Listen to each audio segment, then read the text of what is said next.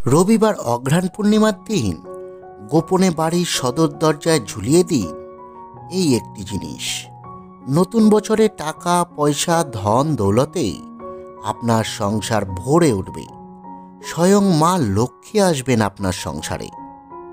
নমস্কার দর্শক বন্ধুরা, আমাদের পুজো বার্তা ইউটিউব চ্যানেলে আপনাদের সকলকে স্বাগত।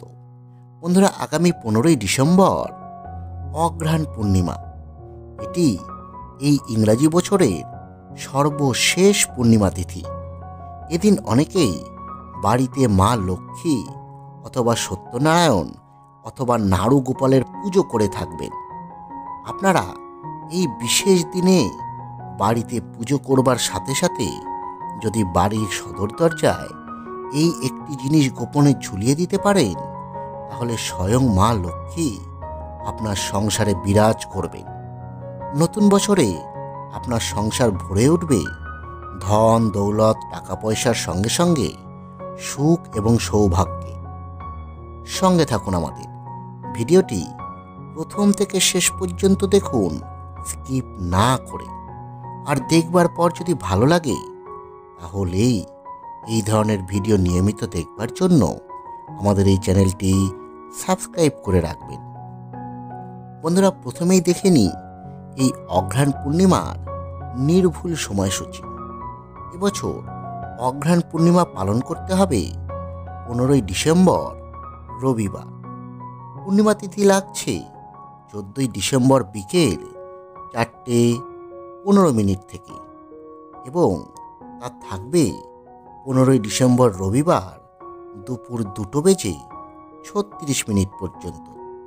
উদয়া তিথি মেনে এই পূর্ণিমা তিথি পালন করতে হবে রবিবার, অর্থাৎ 15ই ডিসেম্বর।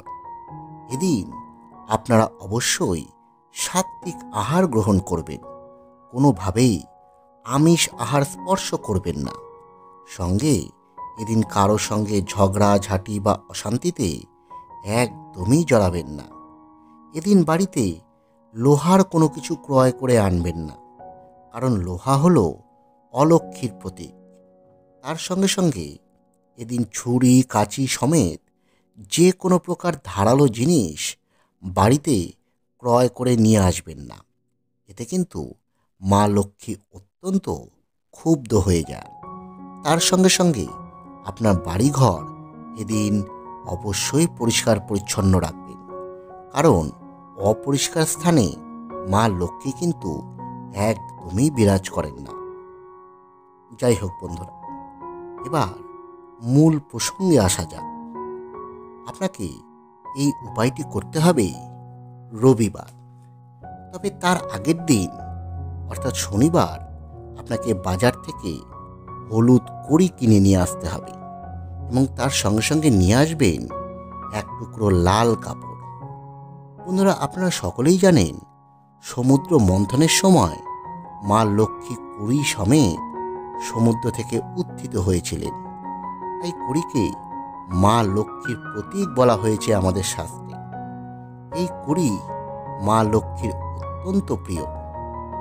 আর বন্ধুরা, আমরা হলুদ কড়ির কথা বলছি কারণ হলুদ কড়ি হলো সবচেয়ে শুভ। যে গৃহে হলুদ কড়ি রাখা হয় সেই গৃহে মা লক্ষ্মীর আগমন তো হয়ই, তার সঙ্গে সঙ্গে সেই গৃহে সকল প্রকার বাস্তু দোষও দূর হয়ে যায়।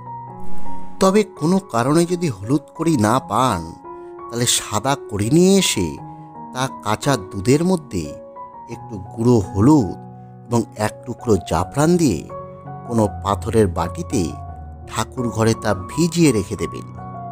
আপনারা হলুদ কড়ি বা সাদা কড়ি যে কড়ি কিনে নিয়ে আসুন না কেন, তা কিন্তু অবশ্যই গঙ্গা জলে ধুয়ে পবিত্র করে নেবেন।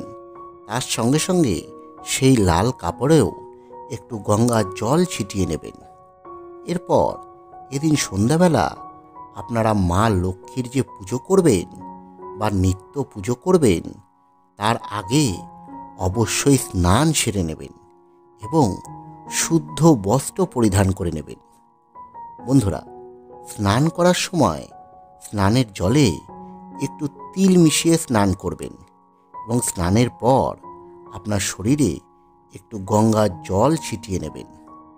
পূর্ণিমার দিন গঙ্গা স্নানের এক বিশেষ মাহাত্ম্য রয়েছে। আপনি যদি এদিন সকালবেলা গঙ্গা স্নান করতে পারেন তাহলে খুব ভালো হয়। আর তা যদি সম্ভব না হয় তাহলে এদিন পুজোর আগে যখন স্নান সারবেন তখন স্নানের জলে একটু গঙ্গার জল মিশিয়ে নিতে পারেন, অথবা স্নানের পরে আপনারা গায়ে একটু গঙ্গার জল ছিটিয়ে নেবেন। যাই হোক বন্ধুরা, এরপর আপনারা ঠাকুর ঘরে গিয়ে মা লক্ষ্মীর ছবি বা বিগ্রহের সামনে কোনো আসনের ওপর বসুন এবং মা লক্ষ্মীর সামনে লাল কাপড়টি বিছিয়ে সেই কড়ি তিনটে কাপড়ের উপরে রাখুন এবং দেশি ঘিয়ের প্রদীপ এবং ধূপ প্রজ্বলিত করে আপনারা পুজো সম্পন্ন করুন। এদিন মা লক্ষ্মীকে পুজোতে পদ্ম ফুল অর্পণ করবেন সম্ভব হলে, কারণ মা লক্ষ্মীর পদ্ম ফুল অত্যন্ত প্রিয়। আর পদ্ম ফুল না পেলে মাকে যে কোনো লাল ফুল অর্পণ করতে পারেন। এরপর আপনারা সেই লাল কাপড় সমেত কড়ি তিনটি মা লক্ষ্মীর চরণে সারা রাত রেখে দেবেন।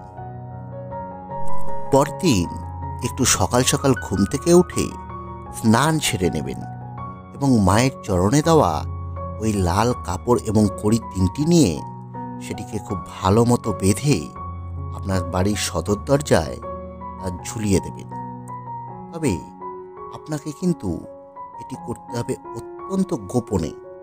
আপনার পরিবারের লোক ছাড়া এ বিষয়ে যেন কেউ জানতে না পারে। এবং আপনারা প্রত্যহ যে সন্ধ্যাবাতি দেবেন সেই সময় কিন্তু ওই সদর দরজায় আপনার যে কড়িগুলো তিনটি ঝুলিয়ে রাখা রয়েছে সেখানে কিন্তু ধূপবাতি অবশ্যই দেখাবেন। বন্ধুরা, পূর্ণ ভক্তি ও বিশ্বাস রেখে এই উপায়টি করে দেখুন, মা লক্ষ্মী স্বয়ং আসবেন আপনার গৃহে। 2025